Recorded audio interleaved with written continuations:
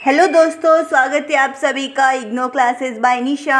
आज के इस वीडियो में हम डिस्कशन करेंगे BPCG 174 साइकोलॉजी एंड मीडिया के कुछ ऐसे इंपॉर्टेंट क्वेश्चंस विद आंसर्स के साथ डिस्कशन करेंगे जो कि दिसंबर 2024 के लिए मोस्ट इंपॉर्टेंट क्वेश्चन है विद आंसर से। तो जो स्टूडेंट दिसंबर 2024 में एग्जाम के लिए बैठने वाला है तो वो एक बार इस वीडियो को ज़रूर देखना है, एंड तक देखना है। और जितने टोटल में 14 क्वेश्चन है, आपको टोटल 14 क्वेश्चन करके जाना है। अगर आप चाहते हो एग्जाम में अच्छे मार्क्स स्कोर करना या पासिंग मार्क्स या 90+ या 80+ स्कोर करना चाहते हो तो आप ये वीडियो एंडिंग तक देखना हो। सारे क्वेश्चंस आपको करके जाने हैं। स्टेप बाय स्टेप देखते कि फर्स्ट क्वेश्चन में क्या पूछा गया है। Discuss weber concept of social action. इसमें हमें बताना है कि इसके बारे में डिस्कस करना है। वेबर का कॉन्सेप्ट किससे रिलेटेड? सोशल एक्शन से रिलेटेड। इसमें फर्स्ट स्टेप बाय स्टेप किया है। इसमें फर्स्ट बताया कि सोशल एक्शन क्या है। फर्स्ट मीन्स आपको सोशल एक्शन का कॉन्सेप्ट एक्सप्लेन करना है। उसके बाद में आपकी क्या इसके मतलब की एक्सपर्ट से वेबर को मतलब वेबर्स का सोशल एक्शन थियोरी से रिलेटेड वो आपको स्टेप बाय स्टेप एक्सप्लेन करना है। जैसे कि इसमें डेफिनेशन एक्सप्लेन किया है, फिर लास्ट में एग्जांपल्स। थर्ड कंपोनेंट्स बताना है आपको। रिसर्च गाइडलाइंस क्या चेंजेस इन सोसाइटी में बताना है। फिर आपको बताना है कि टाइप्स ऑफ सोशल एक्शन, जिसमें मीन्स कितने टाइप्स के सोशल एक्शन थे वो आपको बताना है। साथ साथ जितने भी टाइप्स के एक्शन से आपको एग्जांपल्स के साथ एक्सप्लेन करना है। जैसे कि एक्टिव एक्शंस का एग्जांपल दिया है, साथ ट्रेडिशनल एक्शंस को भी करवाया, उसके साथ एग्जांपल्स भी बताया है। तो जो फर्स्ट वाला जो क्वेश्चन मतलब फर्स्ट वाला जो टाइप्स है ना, जैसे कि वैल्यूएशनल एक्शंस, उसका फर्स्ट मतलब उसका एग्जांपल नीचे प्रोवाइड किया हुआ है। आप देख सकते हो कि बॉटम में मैंने आपको यहाँ पर एग्जांपल प्रोवाइड किया है, तो आप लास्ट में इसका एग्जांपल देख सकते हो। मीन्स आपको टाइप्स ऑफ एक्शंस ऐसे मतलब स्टेप बाय स्टेप्स आपको करके जाना है और अपने आंसर्स को आपको ऐसे ही याद करना है। फिर लास्ट में आपको कंक्लूजन एक्सप्लेन करना है। जैसे कि आप देख सकते हो कि मैंने एक पेज कम से कम कंक्लूजन का लिया है, तो आप अपना एग्जाम में आप ऐसे ही मतलब एक पेज आप कंक्लूजन ले सकते हो, ताकि मतलब इजीली आप कम से कम 4 पेज या 5 पेज आप कवर कर सकोगे। तो आप कोशिश कीजिए कि एक पेज इसमें मतलब कंक्लूजन ऐसे लिखिए कि वो अच्छा खासा मीन्स हाफ पेज आप कंक्लूजन आप इजीली कवर कर जाते। लिखने की जरूरत नहीं है, आप कम से कम 5 या 15 या 10 लाइन से आप लिख सकते हो, तो भी इतना काफ़ी एग्जाम में लिखने के लिए, स्कोर करने के लिए। Question number second, what are the major features of bureaucracy and explain. इसमें आपको बताना है कि क्या क्या फीचर्स है किसके ब्यूरोक्रेसी की और एक्सप्लेन करना है। फर्स्ट आपको कॉन्सेप्ट बताना है किसका, मैक्स वेबर का, किससे रिलेटेड, ब्यूरोक्रेसी से रिलेटेड। उसके बाद में इसके क्या क्या स्ट्रक्चर्स है मीन्स क्या क्या फीचर्स है वो आपको स्टेप बाय स्टेप बताने से कि हायरार्किकल स्ट्रक्चर्स, फिर एग्जाम्पल्स के साथ बताना है। फिर डिविजन्स ऑफ लेबर का एग्जाम्पल बताना है। फिर थर्ड्स का रूल्स एंड रेगुलेशंस मीन्स आपको ऐसे स्टेप बाय स्टेप इसके फीचर्स हर एक एग्जाम्पल्स के साथ आपको एक्सप्लेन करना है। जैसे कि फिफ्थ फीचर से merit based recruitment and promotion with examples के साथ बताया है।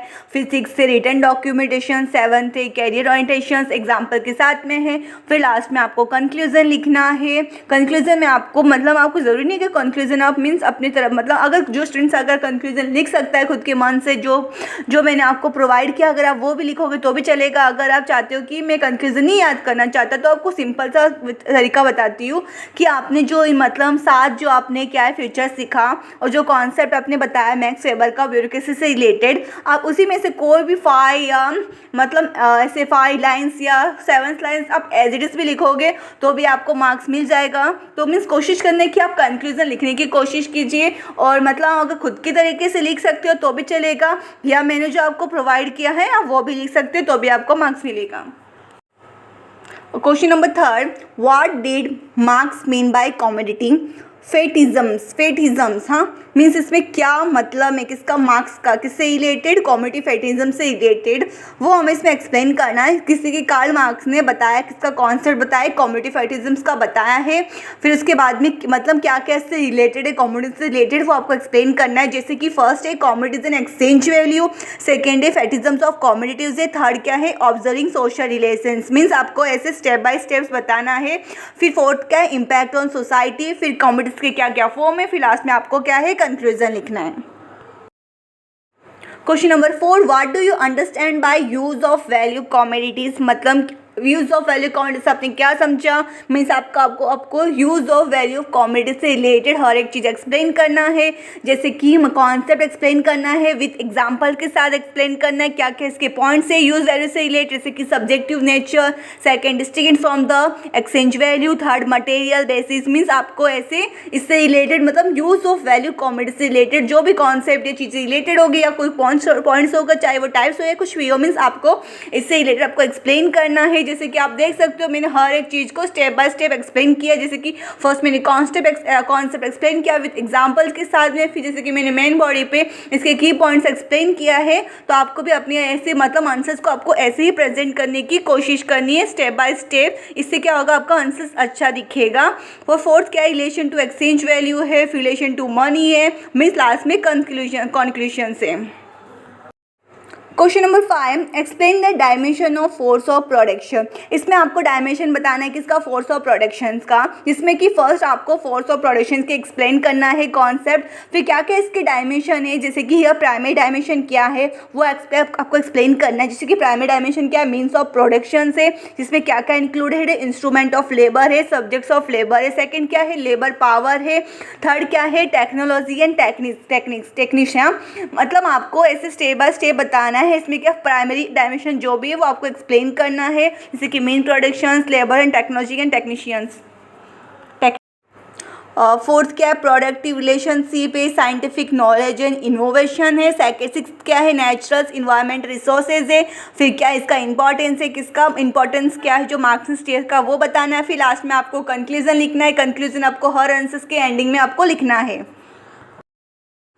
क्वेश्चन नंबर 6 है, discuss the different modes of production. इसमें हमें डिफरेंट मोड्स ऑफ प्रोडक्शन बताना है, जैसे कि हर एक मैंने आंसर्स में फर्स्ट आपको इंट्रोडक्शन में कॉन्सेप्ट आपको एक्सप्लेन करना बताया है, फिर आपको कुछ एग्जांपल्स बताना है, जैसे कि प्रोडक्शन में क्या क्या इंक्लूड है, फॉरेंजिंग, हॉर्टिकल्चर से, ये क्या है एग्जाम्पल से किसके मोड्स ऑफ प्रोडक्शन के, मीन्स प्रोडक्शन के क्या है एग्जाम्पल, जैसे मोड से रिलेटेड है, मीन्स आपको इसके एक्सप्लेन करना है। साथ साथ में मीन्स आप अगर आप इससे मतलब फॉरेंजिंग या हॉर्टिकल्चर से रिलेटेड अगर आप कुछ और आंसर्स मतलब फाइंड आउट कर सकते हो तो आप वो भी लिख सकते हो, या जो मैंने आपको प्रोवाइड किया वो भी लिख सकते हो।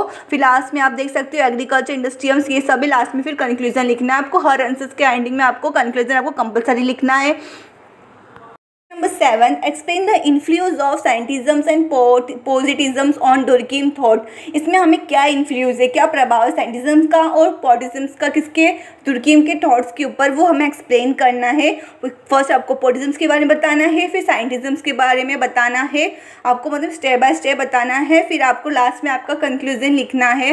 जैसे कि आप देख सकते हो कि पॉजिटिज्म और साइंटिज्म का जो मतलब मैंने ज़्यादा कुछ प्रोवाइड नहीं किया, क्योंकि इससे अगर आपको पॉजिटिज्म से या साइंटिज्म से रिलेटेड अगर आपको और मतलब इससे रिलेटेड आपको और चीज़ें मिलती है, मतलब थियरीज वगैरह से रिलेटेड कुछ मिलती है, तो आप वो भी अपने आंसर्स में लिख सकते हो, या मैंने आपको जो प्रोवाइड किया वो इनफ है मार्क्स स्कोर करने के लिए। अगर आप ये भी लिखोगे तो भी आप इजीली मार्क्स स्कोर कर सकोगे। एक बार आप पढ़ के जाइए और एग्जाम में लिखिए, फिर देखिए आपको मार्क्स मिलेगा ज़रूर। बस आप इतना करके जाइए जो मैंने आपको प्रोवाइड किया है। Question number 8, explain Durkheim's concept of collective conscience and social facts. आपको डुर्कीम का कॉन्सेप्ट बताना है, किससे रिलेटेड, कलेक्टिव कोसाइंस से रिलेटेड और सोशल फैक्ट से रिलेटेड। मीन्स आपको स्टेप बाय स्टेप आपको ये एक्सप्लेन करना है, collective conscience and social facts वगैरह आपको एक्सप्लेन करना है स्टेप बाय स्टेप। जैसे कि मैंने हर एक में मतलब जैसे कि कलेक्टिव सोसाइंस में मैंने कम से कम इस पर 5 पॉइंट्स प्रेजेंट किया है, सोशल फैक्ट्स का भी 5 पॉइंट्स है। तो आपको ऐसे ही मतलब अगर आप इससे भी ज़्यादा प्रोवाइड कर सकते हो इन्फॉर्मेशन तो आप अपने एग्जाम में लिख सकते हो, और मतलब स्टेप बाय स्टेप आप लिख सकते हो। लास्ट में फिर आपको कंक्लूजन लिखना, अगर हो सके तो आप इसका एग्जांपल भी आपको बताना है पॉजिटिज्म का और साइंटिज्म का। Question number 7, what is social fact, outline the rules to be follow in observing social fact. जैसे कि आपने सिक्स्थ क्वेश्चन में देखा था सोशल फैक्ट्स के बारे में, तो मैंने सोशल फैक्ट्स से रिलेटेड आपको इन्फॉर्मेशन प्रोवाइड नहीं किया, पर आज जो सिक्स्थ क्वेश्चन में जो मैंने आपको सोशल फैक्ट्स के बारे में बताया है, पॉजिटिज्म उससे रिलेटेड जो मैंने आपको बताया है सोशल फैक्ट्स से रिलेटेड, आप वो आंसर्स लिखोगे जो क्वेश्चन नंबर 6 में है सोशल फैक्ट्स से रिलेटेड। आपको यहाँ पर सोशल फैक्ट्स के रिलेटेड मीन्स आपको वो वाला आंसर्स को आपको इसमें लिखना है, सोशल फैक्ट्स का जो मैंने पीछे प्रोवाइड प्रोवाइड किया है क्वेश्चन नंबर 6 में एग्जाम्पल्स के साथ में, वो लिखना है। फिर आपको जो मैंने इसमें रूल्स प्रोवाइड किए जो फॉलो करते हैं ऑब्जर्विंग करने के सोशल फैक्ट से क्या क्या ऑब्जेक्टिव से, फिर आपको जो मैंने प्रोवाइड किया आपको वो लिखना है। फिर लास्ट में आपको कंक्लूजन लिखना है। इससे आप इजीली 3 या 4 पेज आप कवर कर सकोगे, जो कि इनफ है याद करने के लिए या एग्जाम के एक दिन पहले याद करने के लिए, और अच्छे या पासिंग मार्क्स स्कोर करने के लिए। अगर हो सके तो आप ज़्यादा मार्क्स स्कोर कर सकोगे अगर आप ये टोटल 14 क्वेश्चन करके जाओगे। तो अगर आप इसमें से अगर आप कुछ क्वेश्चंस करके जाओगे जैसे कि 5-6, तो इससे क्या होगा, मतलब फुल आज ये तो नहीं बोल सकती ना मैं कि 90 मार्क्स आपको मिल जाएगा, बट आप पास हो जाओगे, क्योंकि आपके जितने आप याद करके जाते हो, जैसे कि जो मैंने आपको प्रोवाइड किया आप कैसे उसको प्रेजेंट करते हो, मतलब ये फ़र्क होता है ना कि जो मैंने आपको प्रोवाइड किया अगर आप एज इट इज़ भी लिखोगे तो आपको मार्क्स मिलेगा। अगर जो मैंने आपको लिखा है आप इससे भी कुछ अलग लिखोगे तो मतलब हो सके तो आप खुद के मन से भी आंसर्स लिख सकते हो। मैं आपको ये नहीं बोल रही हूँ कि आप मेरे मन मतलब जो प्रोवाइड किया वो ही करके जाइए, आप खुद से भी करके जाइए, अपने आंसर्स को करके जाए। पर जो मैंने आपको क्वेश्चन प्रोवाइड किए जो 14 क्वेश्चन है आप वो देख के जाइए, इससे रिलेटेड अपनी नोट्स बनाइए। और question number 10, explain Durkheim's view on collective representation through religions. इसमें एक्सप्लेन करना है डुर्किम का व्यू किसके ऊपर, कलेक्टिव रिप्रेजेंटेशन किसके थ्रू, रिलीजन्स के थ्रू, वो हमें इसमें स्टेप बाय स्टेप आपको एक्सप्लेन करना है, जिसमें कि मैंने आपको कम से कम 16 या 15 पॉइंट्स प्रोवाइड किए हैं। तो आपको ये कम से कम 15 पॉइंट्स करके जाना है। फिर लास्ट में आपको एंडिंग में कंक्लूजन, जैसे कि मैंने हर एक आंसर्स के लास्ट में कंक्लूजन आपको प्रोवाइड किया है, तो आप भी अपने आंसर्स को ऐसे लिखने की कोशिश करना है कि आप लास्ट में कंक्लूजन लिखिए।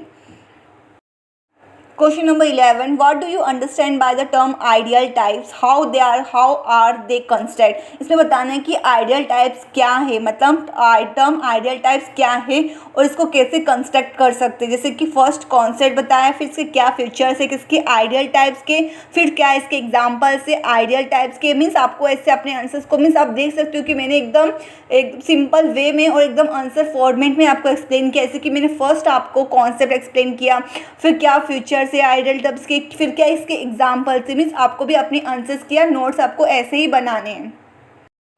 फिर कंस्ट्रक्शंस ऑफ आइडियल टाइप्स बताना है आपको, जैसे कि लास्ट में पूछा गया था हाउ दे आर कंस्ट्रक्टेड, तो वैसे आपको लास्ट में बताना है। फिर आपको कंक्लूजन लिखना है। Question number 12, concept of power and authority and types of authority. इसमें कॉन्सेप्ट ऑफ पावर बताना है, ऑथोरिटी बताना है और टाइप्स ऑफ ऑथोरिटी क्या है। जैसे कि फर्स्ट पावर बताना है, इसके क्या फ्यूचर्स है, फिर सेकंड आपको ऑथोरिटी बताना है, फिर क्या इसके फ्यूचर्स है वो आपको स्टेप बाय स्टेप एक्सप्लेन करना है। फिर आपको टाइप्स ऑफ ऑथोरिटी बताना है, ट्रेडिशनल ऑथोरिटी या इलीगल रेशनल ऑथोरिटी, एग्जाम्पल्स के साथ में आपको एक्सप्लेन करना है। Question number 13, discuss why capitalism fail to originated in India according to Weber. इसे बताना है कि क्यों कैपिटलिज्म फेल हो गया ऑरिजिनेट करने का इंडिया में वेबर के हिसाब से। तो फर्स्ट आपको वेबर का इससे रिलेटेड कॉन्सेप्ट एक्सप्लेन करना है कि क्यों फेल हो गया। फिर इससे रिलेटेड जो भी मतलब जो थियरीज वगैरह जो कुछ भी इससे रिलेटेड होगा, जैसे कि कल्चर रिलीजियस फैक्टर से रिलेटेड है, जैसे कि कर्मा और धर्मा से रिलेटेड भी फेल हो गया या कास्ट सिस्टम से रिलेटेड भी फेल हो गया, तो आपको क्या इससे रिलेटेड प्रोवाइड करना है।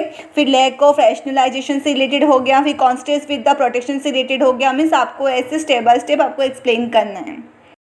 Question number 14 and last, what do you understand by historical materialisms, what are its major tenets. वो आपको बताना है कि हिस्टोरिकल मेटलिज्म्स क्या है, फिर क्या उसके मेजर टेंट्स है वो आपको एक्सप्लेन करना है। जैसे कि मेजर टेंट्स में क्या है, material basis of society, second primary of economic base. Means आपके ये मटेरियल से रिलेटेड जो मेजर टेंट्स है वो आपको एक्सप्लेन करना है। फर्स्ट आपको हिस्टोरिकल मेटलिज्म से रिलेटेड आपको इन्फॉर्मेशन प्रोवाइड करनी है, क्या इसका कॉन्सेप्ट है, मीन्स डेफिनेशन आपको इससे रिलेटेड प्रोवाइड करना है। फिर आपको major tenets of historical materialisms के रिलेटेड प्रोवाइड करना है, जिसमें कि क्लास स्ट्रगल से, स्टेजेस ऑफ हिस्टोरिकल डेवलपमेंट है, डायरेक्टिकल चेंजेस है, role of technology and productive forces है, फिर लास्ट में कंक्लूजन है। ये टोटल 14 क्वेश्चन है। इस 40 क्वेश्चन में ऐसे 3 क्वेश्चन जो मोस्ट इंपॉर्टेंट क्वेश्चन जो कि मैंने बताया, क्योंकि फर्स्ट क्वेश्चन है फर्स्ट, और जो क्वेश्चन जो स्टार्टिंग में जो फर्स्ट और जो सेकंड क्वेश्चन है वो मोस्ट इंपॉर्टेंट क्वेश्चन है। फिर जो लास्ट में जो 14 क्वेश्चन है ये मोस्ट इंपॉर्टेंट क्वेश्चन मीन्स ये टोटल 40 में से 3 ऐसे मोस्ट इंपॉर्टेंट क्वेश्चन जो अक्सर एग्जाम में रिपीटेड होता है, फर्स्ट, सेकेंड और 14। ये क्या है, थर्ड, मतलब 3 क्वेश्चन जो ऐसे एग्जाम में मोस्ट रिपीट होता है। तो अपने एग्जाम में मतलब इस 3 क्वेश्चन पर ज़्यादा फोर्स से ज़्यादा ज़्यादा जोर डाल के मीन्स आपको 3 क्वेश्चन आपको मतलब कोशिश करनी कि आप 3 को एकदम परफेक्टली याद कर सको, ताकि मतलब आप इजीली अगर आपके एग्जाम में अगर 3 क्वेश्चन अगर आपने लिख दिया, अगर आपके पेपर में आ गया तो आप इजीली कम से कम 60-70 प्लस मार्क्स स्कोर कर सकोगे। मीन्स 3 क्वेश्चन ज़्यादा इंपॉर्टेंट अगर हो सके तो आप ये 14 क्वेश्चन आप टोटल करके चाहिए। बहुत ही अच्छे क्वेश्चन है, ऐसे क्वेश्चन है जो कम से कम 7 या 8 साल के 6 साल के क्वेश्चन में से मीन्स रिपीटेड क्वेश्चन है, ये कम से कम 6 साल के क्वेश्चन में से। तो ऐसे क्वेश्चन जो एग्जाम में ज़्यादातर पूछे जाने वाले क्वेश्चन मैंने आपको प्रोवाइड कर रही हूँ, हर एक बुक्स को या पेपर को या प्रीवियस को पेपर्स को, और आपकी जो बुक है BPCG 174 से रिलेटेड मैंने हर एक मतलब उस एनालाइज करके मैं आपको ये इंपॉर्टेंट क्वेश्चंस आपको प्रोवाइड किया है। तो टोटल 14 क्वेश्चन से ज़्यादा नहीं है, जो मैंने आपको आंसर्स प्रोवाइड किया है वो भी सिंपल लैंग्वेज में है, कोई हार्ड नहीं है। एक दिन पहले भी अगर आप करके जाओगे तो भी आप इजीली मार्क्स स्कोर कर सकोगे।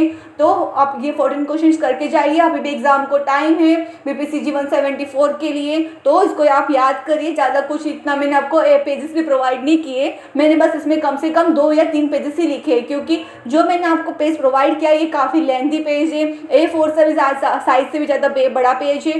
तो जो इग्नो का जो आंसर शीट आता है वो बहुत ही कम साइज का पेपर होता है, जिससे कि जो मैंने आपको प्रोवाइड किया है जो आंसर, उससे आप इजीली कम से कम 3 या 4 पेज आप फुल कवर कर सकोगे। तो इस क्वेश्चन पे बस आपको ध्यान रखना है कि आप अपने आंसर्स को कैसे प्रेजेंट कर रहे हो। जैसे मैंने आपको हर एक पॉइंट वाइज जो प्रोवाइड किया है आंसर्स, आपको बस ऐसे ही लिखना है और पैराग्राफ वाइज आपको अवॉइड करना है। जैसे कि आप देख सकते हो मैंने हर एक चीज़ को पॉइंट वाइज एक्सप्लेन किया है, मतलब इतना पैराग्राफ में इसको एक कंसिस्टेंसी लिया नहीं है, ताकि जो मैंने आपको प्रोवाइड कर इसलिए समझ पा रहे होगी कि मैंने आपको क्या क्या लिखा है, मीन्स आपने क्या इसमें प्रोवाइड किया है, आंसर्स मैंने फिर क्या प्रोवाइड किया। तो याद करने से ज़्यादा आपको अपने आंसर राइटिंग फॉर्मेट पे ज़्यादा ध्यान देना है और ज़्यादा से ज़्यादा पेजेस आपको लिखने की कोशिश करना है। आपको एक भी क्वेश्चन स्किप नहीं करना। अगर टोटल आपको 5 क्वेश्चन पूछा गया जिसमें कि 8 क्वेश्चन दिया जाता है, जिसमें कि आपको 5 क्वेश्चन अटेंड करने रहते हैं, तो कोशिश कीजिए 5 से 5 क्वेश्चन आप लिख के आइए। कुछ भी आपको खाली नहीं छोड़ना है, क्योंकि आप कुछ भी लिखोगे तो भी आपको मार्क्स में कुछ तो मिलेगा।